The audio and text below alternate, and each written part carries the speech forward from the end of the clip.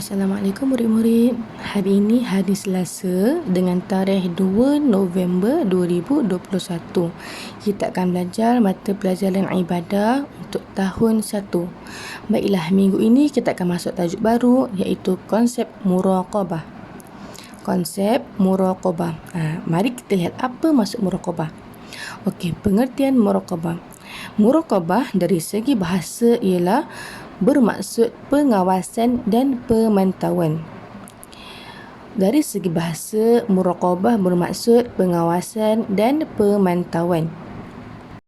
Dari segi istilah pula, muraqabah adalah suatu keyakinan yang dimiliki seseorang bahawa Allah Subhanahu Wa Taala sentiasa mengawasinya, melihatnya, mendengarnya dan mengetahui segala yang dilakukannya. Jadi maksud dekat sini muraqabah ialah kita sebagai seorang manusia yang beriman, kita yakin bahawa Allah sentiasa mengawasi pergerakan kita. Kita yakin bahawa Allah sentiasa melihat kita walau di mana kita berada. Allah sentiasa mendengar dan kita yakin Allah akan dengar apa yang kita cakap walaupun di dalam hati. Dan kita yakin bahawa Allah tahu setiap pergerakan kita, setiap apa yang kita lakukan. Walaupun kita menyuruh kat mana sekalipun, Allah akan tahu. Itulah maksud muraqabah. Kita yakin yang Allah tu sentiasa ada, sentiasa melihat kita dekat mana-mana saja. Itulah maksud muraqabah. Baiklah, mari kita lihat macam mana ciri-ciri orang yang bersifat muraqabah. Ada 3 ciri-ciri. Yang pertama ialah meyakini bahawa Allah itu ada. Macam mana kita nak yakin yang Allah tu ada? Kita solat, kita menyembah Allah, kita percaya Allah tu ada, kita laksanakan segala perintah Allah. Tujuan Allah mencipta manusia, tujuan Allah mencipta kita sebagai hamba ialah dengan tujuan supaya manusia itu beribadah kepada Allah. Jadi kita yakin Allah tu ada, kita solat, kita beribadah. Okey. Ciri-ciri yang kedua ialah melaksanakan ibadah dengan ikhlas semata-mata kerana Allah dan merasakan Allah sentiasa memerhati segala tindakan kita. Apa-apa kita nak buat perkara, apa-apa semua kita kena ikhlas. Ikhlas tu macam mana? Kita nak buat sesuatu tu mestilah semata-mata kerana Allah. Contoh, kita nak bersedekah dekat orang yang susah. Kita nak bersedekah, niat kita aku bersedekah kerana Allah Ta'ala. Bukan kita bersedekah kerana nak menunjuk-nunjuk kepada orang. Tengoklah aku tengah bersedekah. Tak boleh. Itu salah. Itu bukan sifat orang yang muraqabah. Sifat orang yang muraqabah, dia melaksanakan satu ibadah. Sedekah tu ibadah juga tau. Segala amal kebaikan tu merupakan ibadah. Kita melakukan satu perkara kebaikan, beribadah, ikhlas semata-mata kerana Allah. Kenapa kita kena ikhlas? Sebab kita rasa yang Allah tu memerhatikan kita. Allah boleh baca apa yang kita niat, Allah boleh baca apa yang kita kata dalam hati.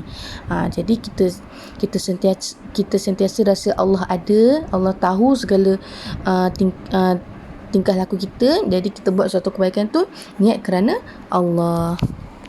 Okey, ni saya nak tambah sikit. Kalau kita nak bersedekah kan, Allah takkan nilai berapa banyak kita sedekah, tapi Allah akan nilai sebanyak mana ikhlas kita.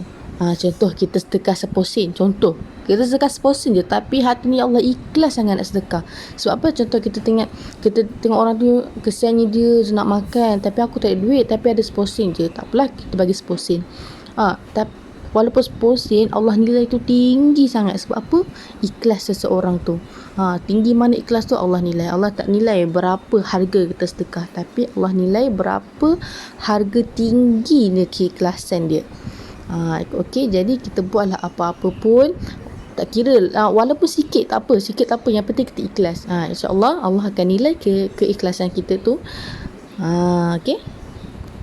Dan ciri-ciri yang ketiga ialah sentiasa berzikir dengan mengucapkan tasbih, tahmid dan takbir.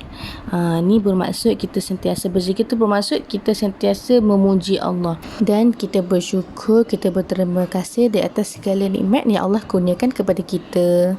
Okey, jadi jom kita lihat lafaz tasbih, tahmid dan takbir. Macam mana? Okey, lafaz tasbih iaitu subhanallah. Kita zikir subhanallah, subhanallah, subhanallah, itu dipanggil tasbih. Dan tahmid pula, lafaz dia ialah alhamdulillah.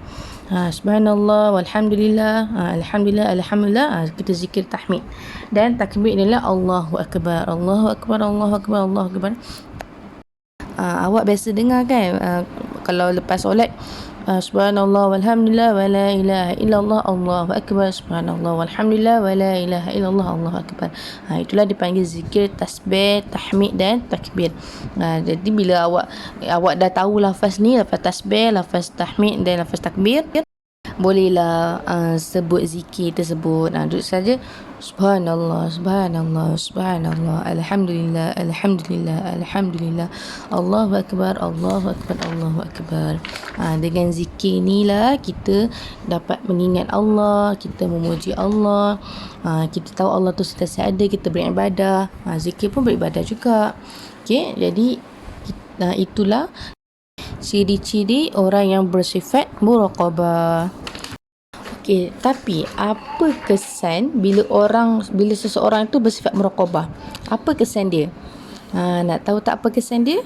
Okey, insya-Allah minggu depan kita akan sambung, okey?